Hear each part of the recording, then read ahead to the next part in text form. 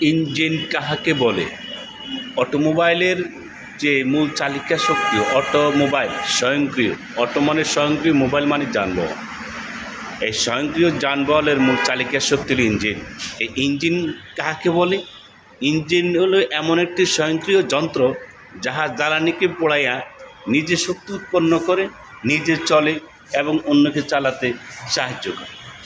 বর্তমান যুগে ইঞ্জিন, এই অটোমোবাইল ছাড়া সবই অচল।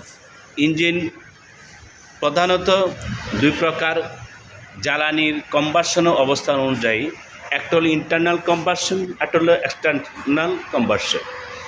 যেমন ইন্টারনাল কম্বাসন যেটা আমরা সচরাচর যে ইঞ্জিন ব্যবহার করে থাকি গাড়িতে, বাসে, ট্রাকে, এবং আরেকটা হলো এক্সটার্নাল কম্বাসন যেগুলো বাষ্প ইঞ্জিন। সে বাষ্প ইঞ্জিন এখন তেমন চলে। তো এই হলো আমাদের ইঞ্জিনের উপর ধারণা। ইঞ্জিনের আরও বিভিন্ন রকম ক্যাটাগরি আছে, এসব নিয়ে আমরা পরবর্তীতে আলোচনা করব ইনশাল্লাহ।